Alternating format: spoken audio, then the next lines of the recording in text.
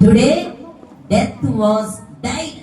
ఇంతకాలం మనుషుల్ని శాసించింది, ఎంతకాలం మనుషుల్ని, రాజులు, అధికారులు, ఈ భూలోకం ఎంతో మంది గొప్ప గొప్ప వారిని చూసింది, కానీ లోకాలు జయించేశారు.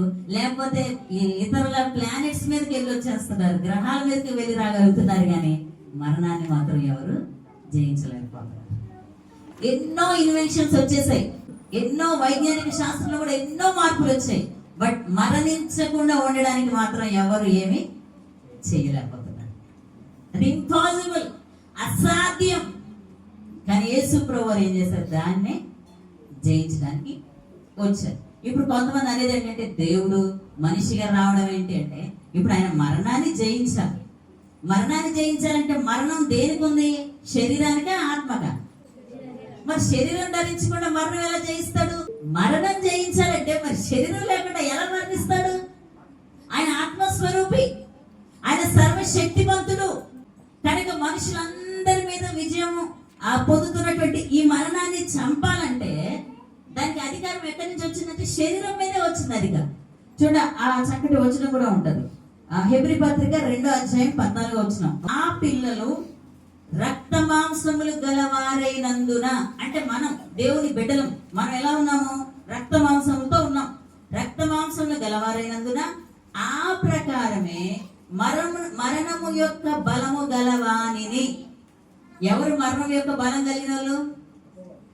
అపవాది, సాతాను.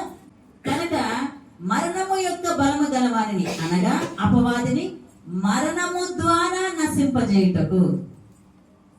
చూసారా ఎంత చక్కగా చెప్తారు హెబ్రీ గ్రంథకర్త. మరణము ద్వారానే వాడిని జయించాలి. వాడిని జయించాలంటే వాడి స్థాయికి దిగి వెళ్ళాలి, అంతే. రూల్స్ కి విరోధంగా వెళ్ళడు దేవుడు. కనుక ఆయన ఉండే రెల్మ్ వేరు, ఆయన పరలోకంలో ఉన్నాడు. సాతాను భూమి మీద ఉండి మరణాన్ని వెళ్తా ఉన్నాడు. మరణం, మనుషులందరినీ మరణం ద్వారా వెళ్తున్నాడు.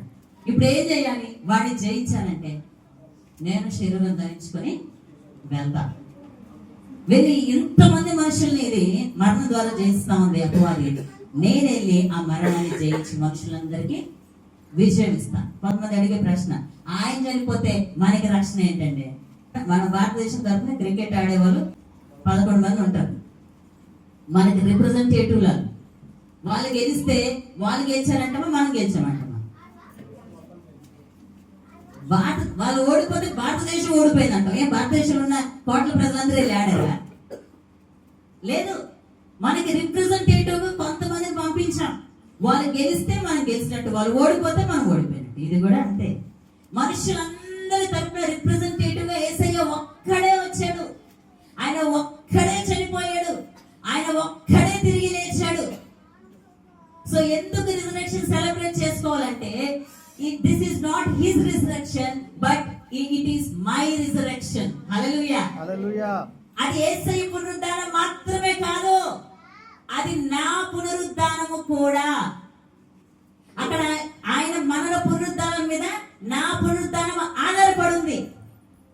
అందుకే చూడండి, క్రికెట్ ఆడుతుంటే అందరు టీవీలు కత్తిపోయి కూర్చొని చూస్తూ ఉంటారు, టెన్షన్తో గెలుస్తాడో లేడు, వాడు ఓడిపోతే వాడు పడిపోతే నాకెందుకు అనుకుంటామా? ఆహా, గెలవాలి, కొట్టాలి, ఎలా చూస్తామో చూడండి. అసలు ఎంత వాళ్ళది మనలాగా తీసుకుంటాం కదా. సేమ్ విజయం ఇక్కడ దేవుడు కూడా మనకి ఇచ్చింది. యేసయ్య మన స్థానంలో ఆయన చనిపోయాడు. సో ఆ విజయం మనకు కూడా ఇచ్చాడు. అది నువ్వు గ్రహించాలి. So it is not just his resurrection of Jesus, it is resurrection of you and me.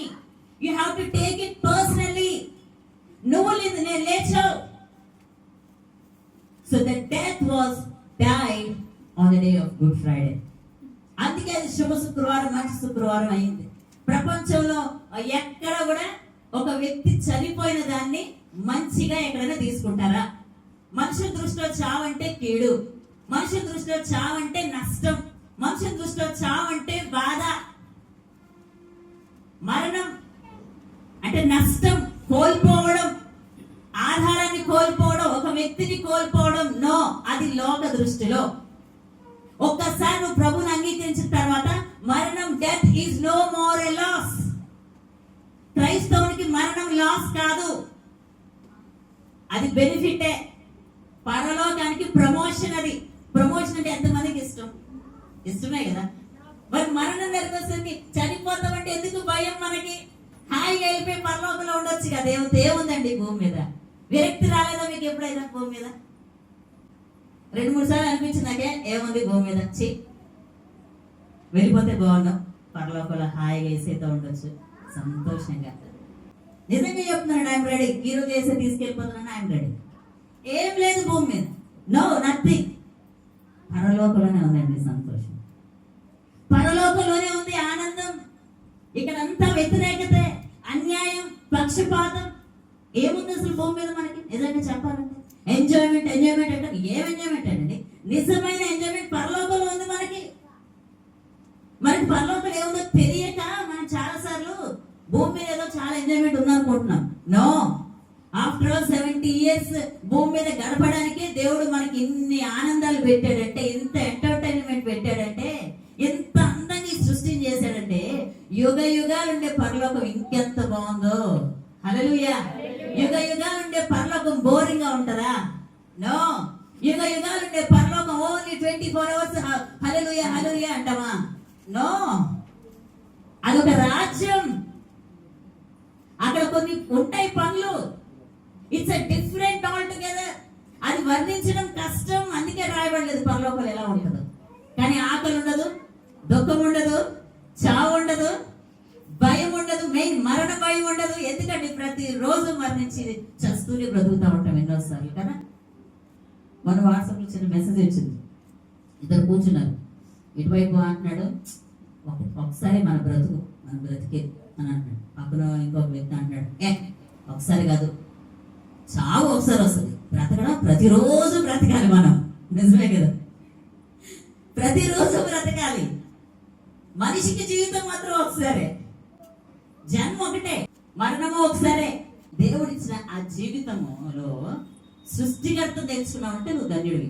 What ever kind of life you live on this earth, that will be your story for all the eternity. అంతే కదా, ఇంకోసారి రాసుకోగలమా story? ఒక్కసారి నీ జీవితంలో నువ్వు ఏది జీవిస్తావో that's your story forever. How you made use of your years, how you made use of the time God has provided you, that's your testimony forever. ante ఇంకో నో ఛాన్స్, సెకండ్ ఛాన్స్ లేదు. మానవునిగా మనం ఒకసారి పుట్టామంటే that's the end. ఆ one time లోనే దేవుడు ఇచ్చిన ఆ విలువైన జీవితం నువ్వు ఎలా యూజ్ చేసుకుంటున్నావు అనేది ఇంపార్టెంట్. అంతే, that's your story for eternity. There is a time to change your goal or motives. ఇంకా ఛాన్స్ ఉంది మనకి, ఎందుకంటే ఇంకా బ్రతికే ఉన్నాం కనుక. But remember that this is the only one time chance God has given you for your eternity. ఏం చేస్తావు నువ్వు? ఇంకా ఎంతకాలం ఈ స్థితిలో ఉంటావా, మారుస్తావా, మార్చుకుంటావా, నీ ఇష్టం. ఎన్నో గుడ్ ఫెడలు వెళ్ళిపోతాయి, ఇష్టం వెళ్ళిపోతాయి, వస్తాయి, వింటాం. అదే ఆ యేసుప్రభు తిరిగి లేచిన అందరికీ తెలుసు, అందరికీ తెలుసు. మనకి అంజలు కూడా కొంతమంది తెలుసు యేసుప్రభు తిరిగి లేచాడు తెలుసు. But do you know that it is not the resurrection of Jesus, it is the resurrection of you. ఇది నీ పునరుత్థానం కూడా నీకు తెలుసా? ఎందుకు ఆ సంతోషం కలగట్లేదు మనకి? ఎందుకు ఆనందం కలగట్లేదు? యేసే తిరిగి లేచాడు, నేను ఒకరోజు తిరిగి లేస్తాను. ఎందుకనంటే అది మనం గ్రహించినప్పుడు అలా అవుతుంది. ఇంకోటి తెలుసా, he destroyed the one who have power of death. మరణం యొక్క అధికారం ఉన్న వ్యక్తిని ఆయన చంపేశాడు. he released those who are in the fear of death. ఇంకా క్రైస్తవులకి మరణ భయము ఉండదండి, ఉండదు. నిజం. ఎందుకనంటే చెప్పడానికి కూడా కష్టం. అది మరణము, ఒక వ్యక్తి మరణించినప్పుడు అనుభవించే బాధని యేసయ్య అనుభవించేశాడు ఆల్రెడీ. కనుక ఇంకా మనకు ఉండదా బాధ. చాలా సింపుల్ ఎగ్జాంపుల్ చెప్తా. సింపుల్ ఎగ్జాంపుల్, కేరళ దోసకాయలు ఉంటాయి కదా, కుకుంబర్. పిల్లలు తినిచేటప్పుడు నేనేం చేస్తానంటే చెక్కి ఫస్ట్ నేను చేదుని నేను టేస్ట్ చేస్తాను. ఎందుకంటే కేరళ దోసకాయ చేదు ఉంటాయి. చేదు వస్తే పిల్లలు తినరని ఏం చేస్తానంటే ఫస్ట్ కోసి తింటా, చేదు ఉంటా పూసేస్తాను. మళ్ళీ 2 ముక్కలు తీసి పడేసాక మళ్ళీ 4 ముక్క ఒకసారి టేస్ట్ చేస్తాం. బాగుంటే అక్కడి నుంచి కట్ చేసి ఉంచుతాం. ఇప్పుడు నా పిల్లలు టేస్ట్ చేస్తారు అది చేదుని? లేదు, ఛాన్స్ లేదు. I have already tasted. That simple it is. మరణ భయం ఇంక మరణము అనేది ఇంక మనం అనుభవించాం. మరణము కలిగించే వేదన, మరణము కలిగించే బాధ, మరణము కలిగించే ఎడబాటు, దేవుడి నుంచి దూరం చేసేటువంటి దానిని ఇంక మనం అనుభవించాం. Already has tasted. ఇంక క్రైస్తవునికి మరణ భయం లేదు. అందుకే మనకి గొప్ప నిరీక్షణ ఏంటంటే ఏ టైంలో చనిపోయినా నేను పరలోకం వెళ్ళిపోతాను. హల్లెలూయా! ఎంత నిరీక్షణ ఇచ్చాడండి దేవుడు మనకి. ఇక మనము ఆ డెత్ యొక్క టేస్ట్ అదేంటి, మరి చనిపోమా? పెయిన్ ఉండదు మనకి. రియల్లీ పెయిన్ ఉండదండి. యేసయ్య ఆల్రెడీ నరక బాధ అనుభవించాడు శిలువ మీద.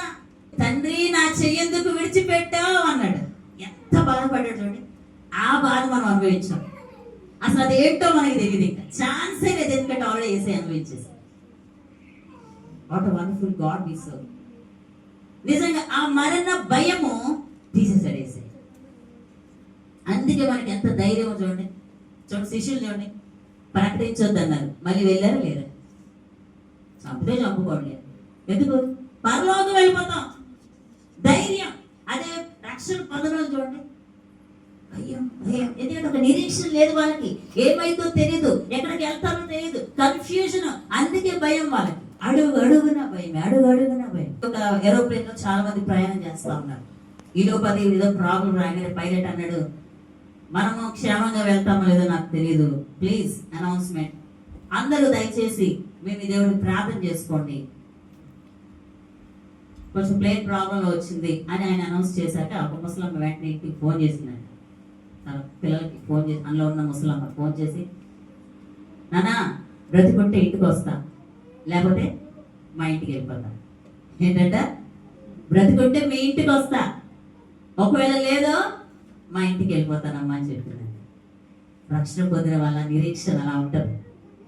అయితే ఇక్కడ ఇంట్లో ఉంటాం, లేకపోతే అక్కడ ఇంట్లో ఉంటాం, అక్కడ ఇల్లే. ఏమన్నాడు యేసయ్య? మీకు స్థలము సిద్ధపరుస్తున్నా. ఇంకెందుకండి చావంటే భయం? అంటే ఇంకెందుకు భయం? మన తండ్రి దగ్గరికి వెళ్తాం, అక్కడ ఆయన మనకి ఇల్లు సిద్ధపరుస్తున్నాడు, ఇల్లు కడుతున్నాడు. భూమి మీద ఒక ఇల్లు లేదని ఏడుపు ఎవరికైనా ఉంటే సంతోషించండి, ఆయన ఇల్లు కడుతున్నాడు. హల్లెలూయా! సో మరణం అనేది ఆ రోజు చనిపోయింది. So you can not feel the pain of death. మరణ బాధ, మరణ వేదన అనేది దేవుడు తీసేసాడు. సో దేవుడి ప్లాన్ లో నిజంగా మరణం లేదు, నరకం లేదండి. నరకం దేవుడు మనుషుల కోసం సృష్టించలేదు. యేసయ్య నమ్ముకున్న వాళ్ళకి నరకంలో ప్లేస్ లేదు. హల్లెలూయా! చాలా సార్లు కోపంలో, అంటే మన తెలుగులో ఎక్కువగా వర్డ్ వాడగానే, ఇంగ్లీష్ అయితే గో టు హెల్ అంటాం, అంటే నరకానికి పో. ఆవిడేం చెప్పాలా? Sorry, I have no place in hell అని చెప్పాలి. నరకంలో మనకి ప్లేస్ లేదు. We are created to be with Lord. So మనం పరలోకంలోనే మనకి ప్లేస్ ఉంది తప్ప నరకంలో ప్లేస్ లేదు. సో నరకము దేవుడు ఓన్లీ ఆయన మీద తిరుగుబాటు చేసినటువంటి శత్రువు కోసమే క్రియేట్ చేశాడు. కేవలం సాతాను కోసం మాత్రమే దేవుడు నరకాన్ని సృష్టించాడు, మనుషుల కోసం కాదు. కానీ ఎవరైతే సాతాను వెంట పోతున్నారో వాళ్ళు ఆటోమేటిక్ గా సాతానుతో పాటు నరకానికి పోతున్నారు. కానీ దేవుడు మనుషుల కోసం నరకాన్ని క్రియేట్ చేయలేదు. He's a loving God. No, he never created hell for human beings. మన కోసం ఓన్లీ పరలోకం సృష్టించాడు దేవుడు, సంతోషకరమైన స్థలం సృష్టించాడు దేవుడు. బట్ మనుషులు ఏం చేస్తున్నారంటే దేవుడు అనుగ్రహించిన శ్రేష్టమైన రక్షణ పొందుకోకుండా నరకానికి వెళ్ళిపోతున్నారు, సాతానుతో పాటు వెళ్ళిపోతున్నారు తప్ప దేవుడు సృష్టించింది కాదు. సో ఈ యొక్క రిజరెక్షన్ అనేది ఏంటంటే మరణం అనేదే చనిపోయింది. మరణమే చనిపోయింది.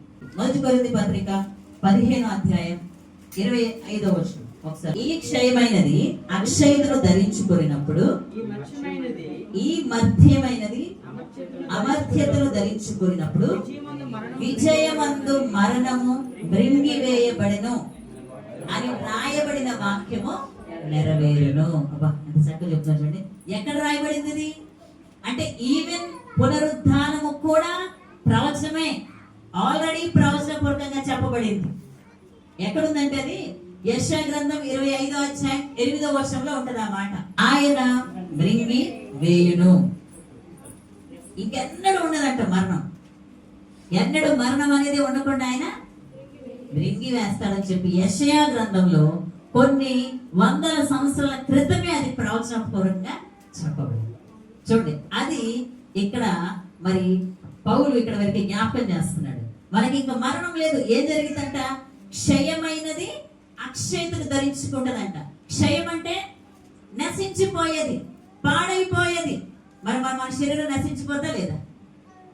పాడైపోద్ది. ఒక్కసారి మనం మరణించామంటే ఇంక మన శరీరము మనమే, మన బంధువులు కూడా ఉంటారు దగ్గర, భార్య దగ్గర ఉండలేదు, భర్త దగ్గర ఉండలేదు, ఎవరు ఉండలేరు. ఎంత మరణించిన తర్వాత చూడండి ఎంత ఫాస్ట్ గా చేసేస్తారు సమాధి కార్యక్రమం. ఎంత త్వరగా బాడీ తీసుకెళ్ళిపోతే అంత మంచిదంట.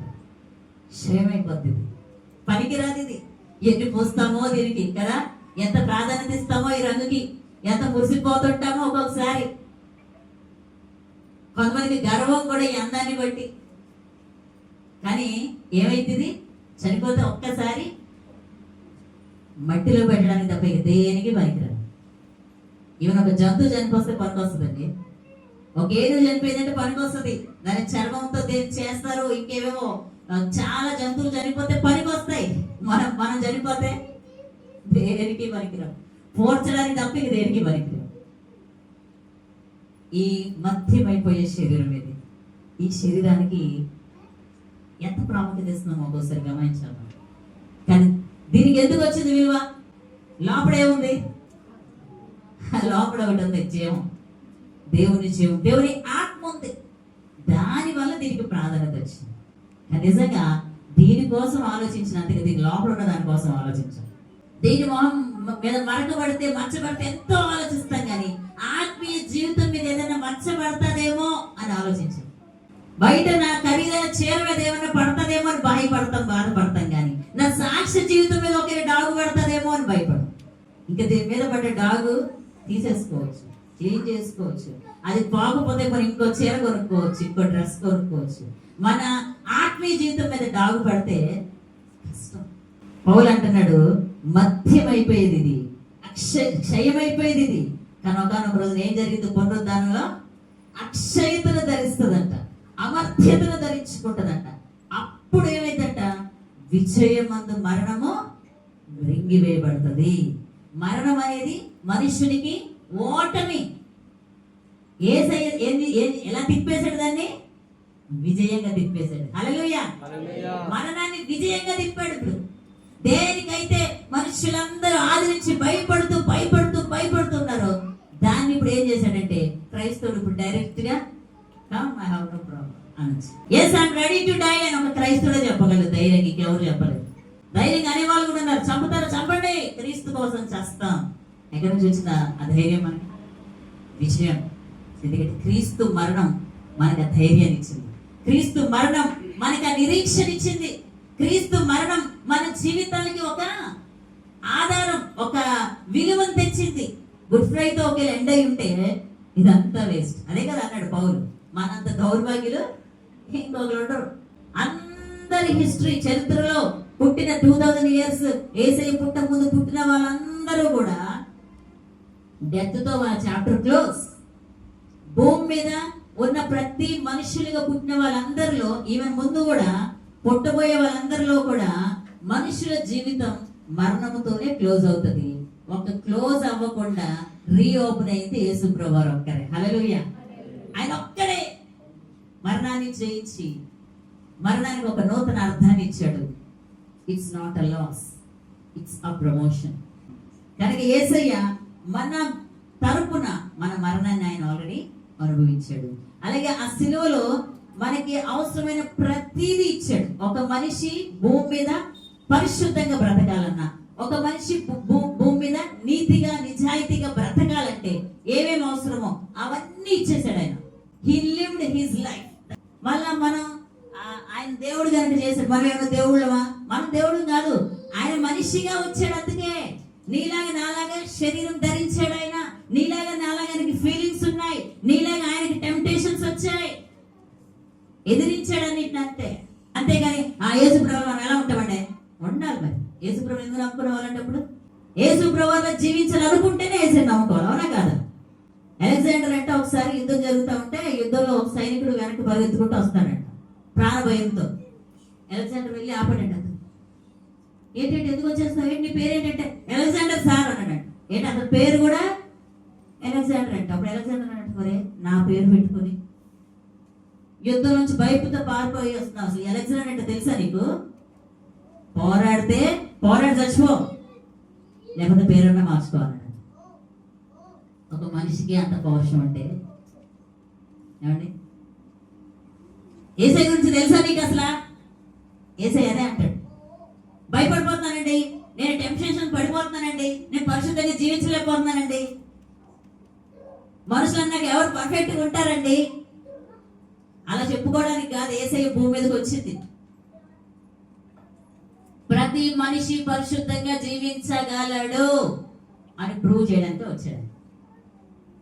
ఎలా కుదురుతుందండి? కోపం వచ్చినప్పుడు మనం మౌనంగా ఉన్నాను అదే చూపించేదాన్ని. మేము అన్యాయంగా తిరుగుతున్నారండి, నాకు అన్యాయం చేయబడింది అయ్యా. ఎంతో నమ్మితే మోసం చేశారండి. యోధ నన్ను కూడా అలాగే మోసం చేశారు. నేను అందరినీ క్షమించాను, అందరినీ ప్రేమించాను. కొడుతున్నారు ప్రభా, నేను కొట్టించుకున్నాను. అయితే చంపేస్తారా? పోలే, పర్లోకి తీసుకెళ్తాను వచ్చి. మహా అయితే కొంచెం ముందు ప్రమోషించి పంపిస్తున్నారు మనకి అంతే. లేకపోతే భూమి శాశ్వతంగా బతుకుతామా? లేదు కదా, ఒకరోజైనా చావాలి కదా. కొంచెం ముందు వచ్చింది చావు అంతే, వెనక ముందు. మనం ఏమైనా ముద్రించి రాయించుకుని వచ్చామా 100 years నేను బ్రతుకుతానని? No. So you cannot escape.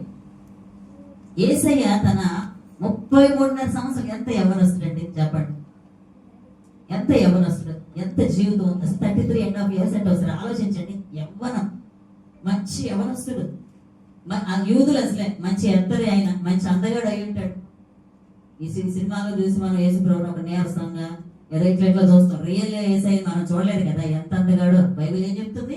10,000 మందిలో కూడా ఆయన గుర్తించవచ్చంట. లేవా శోధనలు ఆయనకి రాలేదా? నీకు నాకు వచ్చినట్టు ఆయన శోధనలు రాలేదా? ఆగలేదా? కన్నీరు విడిచిపెట్టలేదా? ఆయన కూడా ఏడలేదా? అన్నిటిని భరించాడు, అన్నిటిని జయించాడు. మనం కూడా జయించాడు. ఎవరే చెప్తారు? సింపుల్. నాలాగే మీరు ఉండండి. పరిశుద్ధాత్మ దేవుని అందుకే ఇచ్చేళ్ళాను మీకు. అభిషేకం పొందుకోండి. అందుకే ఆత్మతో నింపబడండి, అన్నీ చేయగలుగుతారు.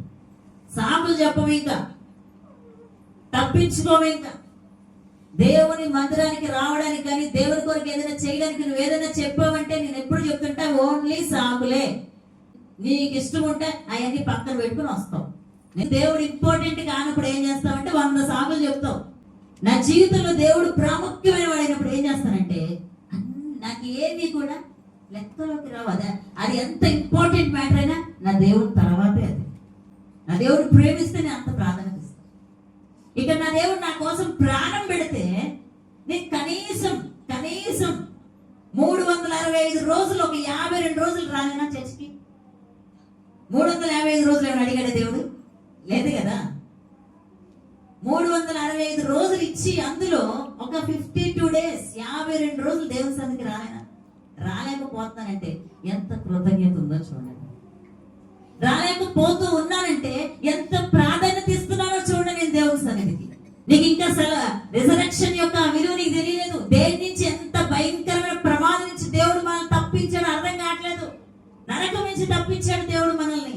ఇప్పుడు డెడికేషన్ వస్తుంది మనకి. ఇంకెంతకాలం, ఇంకెప్పుడు మారుతాం మనం? సో ఇక్కడ మనం గమనిస్తే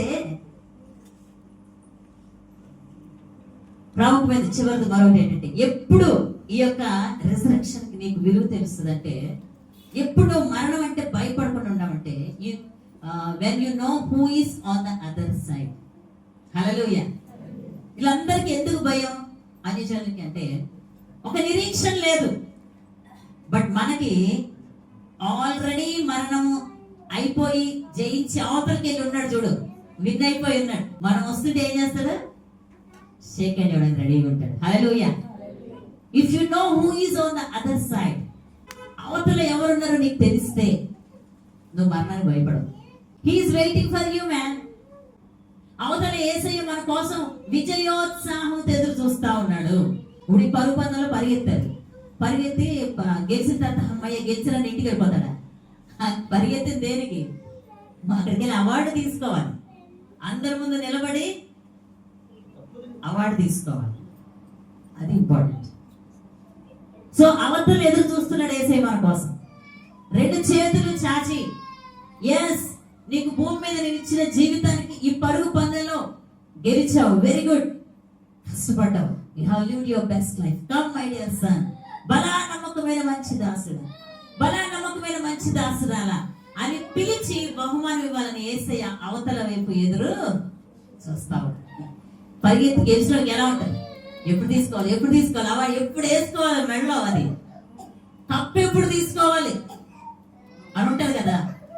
సేమ్ నీకెప్పుడైతే నాకు బహుమానం నేను బ్రతికేది యేసే కోసం, నాకు జీవ కిరీటం ఉంటది, నాకు బహుమానం ఉంటది, నాకు కిరీటం ఇస్తాడు యేసయ్య అనేటువంటి సంతోషం ఉన్నప్పుడు, ఆ విజయం సంతోషం నీకు ఉన్నప్పుడు మరణపోయిన ఏం చేయదు నీకు. ఎస్, యేసయ్య కోసం ఏదో చేశాను, I'm satisfied, thank God, I'm ready to come. నువ్వు ఇచ్చిన బాధ్యతలన్నీ చేశానయ్యా. ఒక కొడుకుగా పుట్టించావు, ఇంట్లో ఒక కొడుకుగా, మంచి కొడుకుగా ఉన్నాను, మంచి కూతురుగా ఉన్నాను, మంచి భర్తగా ఉన్నాను, మంచి భార్యగా ఉన్నాను, మంచి తండ్రిగా ఉన్నాను, మంచి తల్లిగా ఉన్నాను, ఒక మంచి అధికారిగా ఉన్నాను. Okay, I have done well. అప్పుడు ఏమనిపిస్తుంది నీకు?